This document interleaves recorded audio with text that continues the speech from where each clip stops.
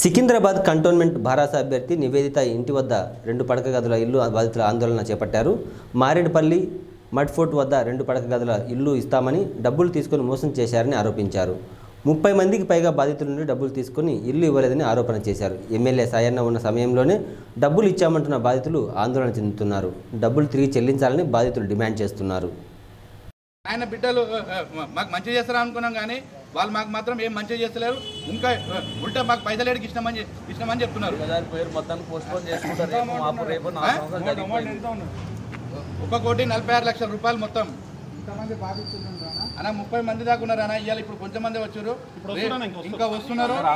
ఆ పైసలు మొత్తం పైసలు మాకు కావాలన్నా. మా డిమాండ్ ఒకటే. పైసలు ఇచ్చినాము అడుకునే విధానంతో అడుకుంటాం కానీ డైరెక్ట్ గా మాట్లాడక ఇబ్బంది. డైరెక్ట్ గా మాట్లాడి మాకు ఏదన్నా ఒక సమాధానం చెప్తే బాగానే ఉంటది. మధ్యవర్తులు ఎట్లా ప్రవర్తిస్తున్నారంటే ఒక గంటలో ఫోన్ చేస్తుంటారు, అసలు ఫోనే ఎత్తారు.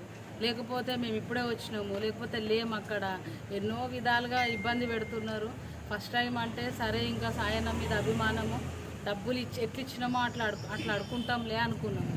కానీ ఇక్కడ ఎవరైతే తీసుకుర్రో వాళ్ళే సమాధానం చెప్పకపోతే ఇంకెవరిని అడుగుతాము? అదైతే ఇబ్బందే ఉంది.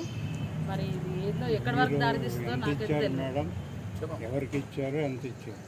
ఇప్పుడు నేను ఇచ్చింది డబుల్ బెడ్రూమ్ కోసం అయితే ఇచ్చినాను పైసలు. కాకపోతే అవి మొన్న కొంచెం ఇచ్చిండ్రు రిటర్న్, ఇంకా నాకు కొంచెం రావాలా. దానికోసమనే తిరుగుతున్నాను. డైరెక్ట్ ఇంటికి కూడా వస్తున్నా, కాకపోతే కలుస్తలేదు మేడము, మాట్లాడతలేరు.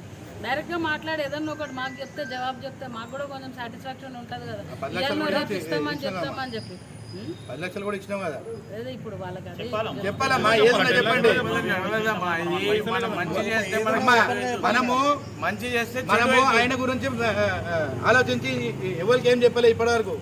చెప్పాలి, అది కూడా చెప్పాలి. 10 లక్షల నుండి మారేడుపల్లి మట్పట్టు అని చెప్పినాం కదా. మొత్తం మారేడుపల్లి మట్పట్టు 2 కూడా రాజురా. ఎందుకంటే పైసలు ఇచ్చి ఎందుకుంటారా?